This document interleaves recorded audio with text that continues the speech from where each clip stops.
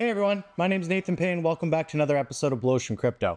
Today I want to cover a play to airdrop that is getting a ton of buzz online right now. You've probably already seen it on Twitter, and if you haven't, well, now you will have. And it's called The Beacon. Now, I really like this game. It's actually quite difficult, and right now it's just a web-based browser game, but they're moving it into the game here pretty soon. So it's got some social farming interaction stuff in it. Doesn't really take a lot of your time, especially once you get it all completed. You basically just got to wait for them to release the next thing. But a lot of us at Blu Ocean Games Guild are having a ton of fun. There's actually only a few of us who have even beaten Rim, which is one of the bosses. So without further ado, let's jump right in. Okay, so just taking a look at their Twitter, you can see they're already up to 310K followers. They're powered by Treasure DAO. It's pixel art, but I really like how the art style looks in game, and they're doing a good job working on the lore. Like, it's not, I find a lot of these Web3 games, unfortunately, lately are missing good lore. They're missing good story. It feels more like a shell of a game. Now, the nice thing about being a pixel-based game is you can move quickly on the development when it comes to this. And especially if it's a difficult game, it means there's more replayability, but it's essentially a type of dungeon crawler. Now, just taking a look here, I want to kind of show you the main trailer. They call it the New Frontiers quests. Essentially, you're working through it, you're earning prestige. These prestige points by completing quests are giving you chests. The chests that you open up are essentially what's going to help give you the things that'll help you earn.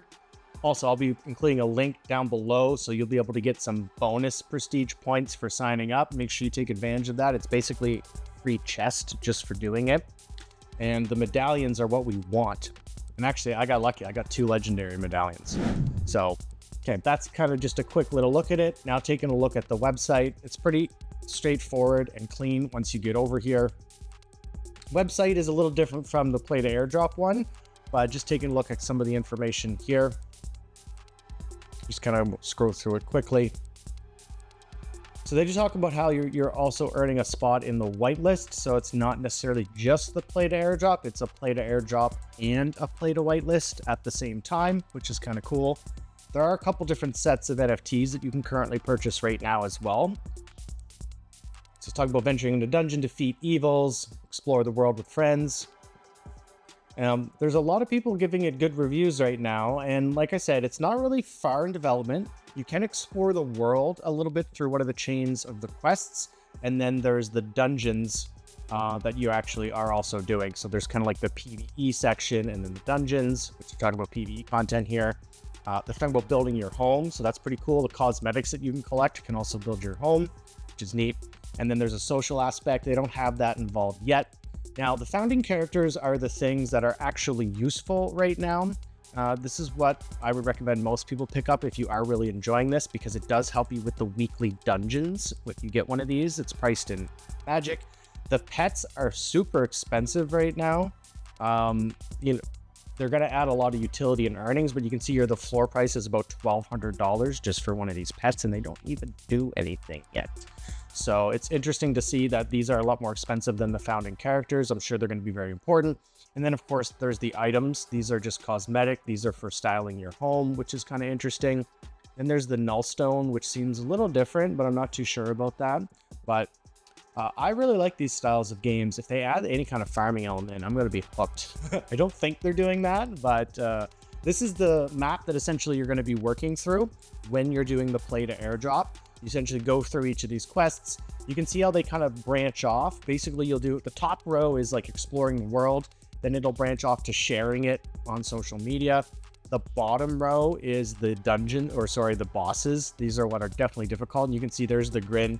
I haven't even been able to beat him. He is a royal pain in the ass. But for those of you out there that like roguelikes, especially, this is going to be right up your alley. This is very hard. Lots of dodging, lots of timing, and kind of a lot of nuances to figure out the best way to beat them. So here's the medallions that you're getting from going through the quests. You can see you earn the prestige points, you open up the chests. I was fortunate enough to get 2 of the legendary medallions. They're saying that this is essentially what's going to convert into the airdrop. So trying to get as many of these medallions as possible is the way to go. Like I said, there's that referral link down below that's going to give you, I think, 400, if not more, prestige points just for clicking the link and going through the referral. So it helps you out and me out at the same time, which is pretty sweet. They did just launch these side quests as well. And it's interesting because the one that I did was a Twitter one. This other one called Batteries Included is basically a harder version of the Mecha Boss, which I tried 2 or 3 times and couldn't complete it, but I was getting close. So I know I will be able to finish this. I just got to spend a little bit more time on it, but it's kind of cool that they did this. They added like a hard mode for one of the bosses that we already did. I'm a little scared though, because if they do that for the Grin, no way. But these weekly dungeons, so it's important to note here with the founding holders, essentially you're going to be able to get one of those chests that are similar to the chests that you open or unlock by gaining the prestige points. That's the huge advantage with having one of the founding character NFTs right now. You can still do it as a free-to-play player, except you're generally going to get common cosmetics instead.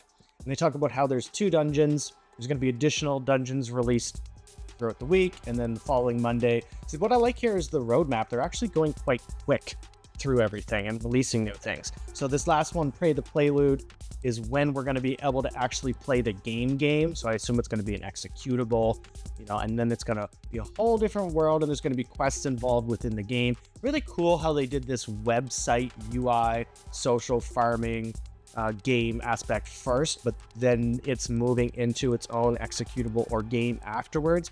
Great way to onboard a lot of players, but I think just because of the difficulty and how fun and how compelling some of the lore and backstory actually is, it's getting a lot of people really excited about this game. So like I said, I'm having an absolute blast playing this. It's really cool seeing who in Blu Ocean Games Guild is actually able to do the Grin, because there's really very few of us who've been able to complete it.